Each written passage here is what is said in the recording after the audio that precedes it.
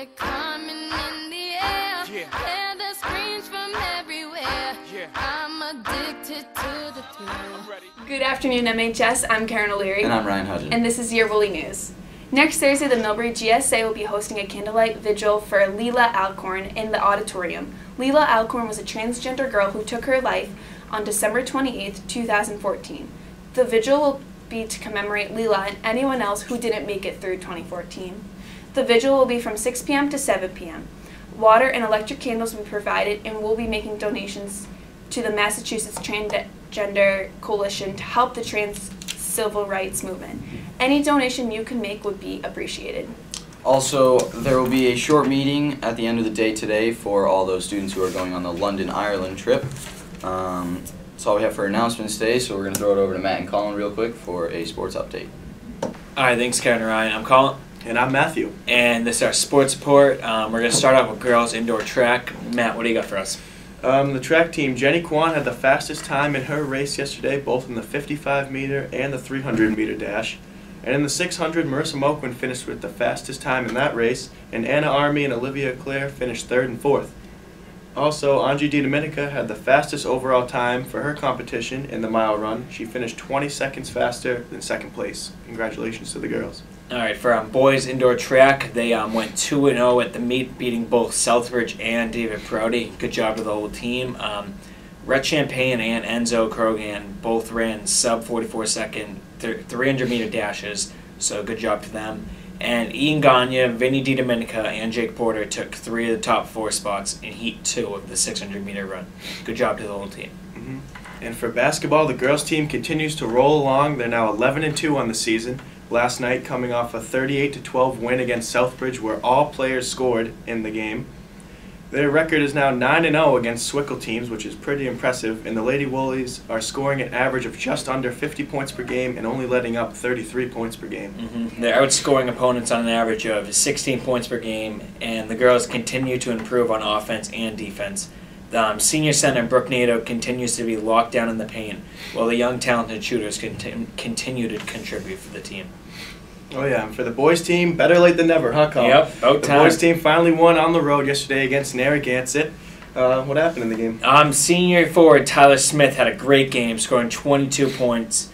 2's a craft for him, but 3's a party. Oh, yeah. And he led the boys to a 53-47 win. However, the boys are still in search for their first win at home, so tonight at 7 o'clock, let's get the fans there and help root them on. And non-school news, the big sports story of the week is, of course, Deflategate. Matt, what's your opinion on this whole issue? Oh man, it's getting blown way too far out of proportion. As a matter of fact, I wrote an article. It'll be in the school newspaper in the coming weeks, so you should definitely check that out. Yep. And we also have a school scandal going on. Have you heard about that, Cole? Yeah, I'd rather not talk about it. I'm involved in it. We have a video about it, so check it out.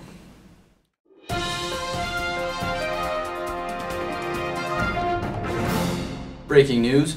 Members of Mr. Cunha's 5th period marketing class are currently under investigation from the MHS Commission. Students allegedly were using pencils that were not regulation, and regulation pencils, of course, are number 2. According to the MHS Commission, out of the 12 students who are being investigated, 11 of them are believed to have used pencils that are not number 2 pencils. A notable student under investigation is MHS student Colin Hubin. In response to these allegations, he tweeted, "The number pencil you use does not affect your grade. #facts. And they hate us 'cause they ain't us."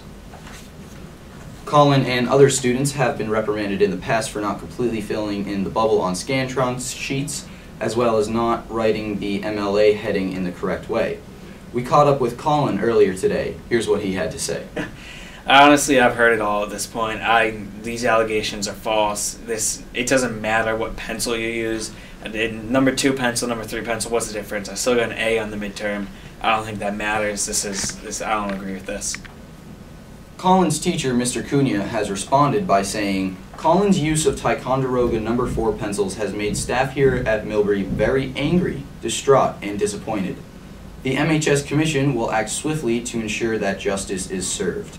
There is speculation that if these students are found guilty, they may have to retake their exam.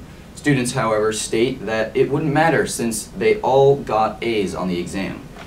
Now, Colin and the other students will be taking their next marketing test in 2 weeks' time, which of course will be a very exciting event to watch, and we will have a lot of fun taking it.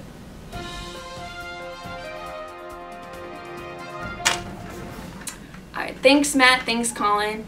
And next week we have 5 videos for you to show. It's going to be our throwback week. The whole video productions class has been working really hard and been putting it together. So we hope you enjoy. Also coming up after that, it's going to be Winter Carnival. I can't believe that's already here. Yeah.